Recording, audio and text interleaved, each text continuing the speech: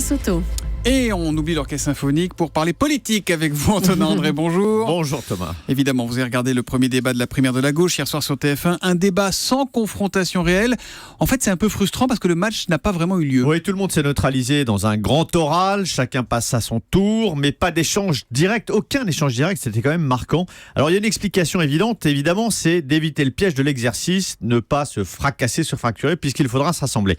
Mais au-delà, ce qui était frappant, notamment en comparaison du premier débat de la primaire de la droite, qui était beaucoup plus punchy, c'est qu'il n'y avait pas de souffle, il n'y avait pas d'intensité. En fait, on avait le sentiment de prétendants résignés, d'une absence d'enjeu, et c'est ça la grande différence. Le débat d'hier, c'était un peu la série Walking Dead, vous savez, c'est des zombies qui avancent sans se presser vers la défaite.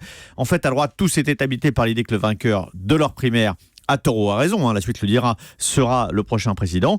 Eh bien, Jean-Luc Benamias, lui, dans le rôle du bouffon, a bien résumé la situation. Il a joué son rôle, celui de dire par l'humour des vérités irrévérencieuses, nous sommes 7 petits candidats avec peu de chances de passer le second tour. Bon, mais alors dans ce non-débat, en quelque sorte, Antonin, vous n'échapperez pas à la question.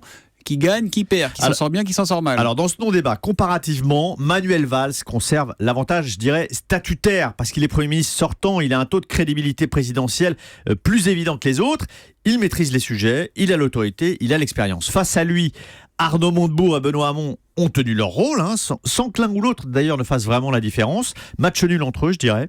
Ils défendent dans leur style une alternative de gauche, le revenu universel pour l'un, le plan de relance pour l'autre.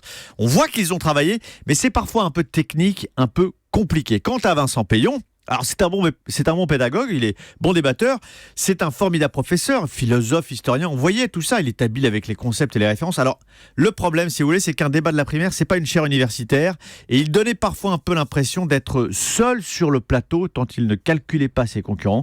En fait, on a un peu le sentiment d'avoir eu un débat de bonne tenue, mais sans enjeu, sans échange, donc un débat pour rien. Eh bien, le deuxième dimanche ne sera pas pour rien et le troisième jeudi sur Europe 1 et sur France 2 sera le plus intéressant. Bien entendu. Juste un petit mot, on entendait Benoît Hamon là, qui disait tout à l'heure, qui répondait à Manuel Valls et qui disait ceux qui étaient concernés par la déchéance de nationalité auraient été charliés aussi.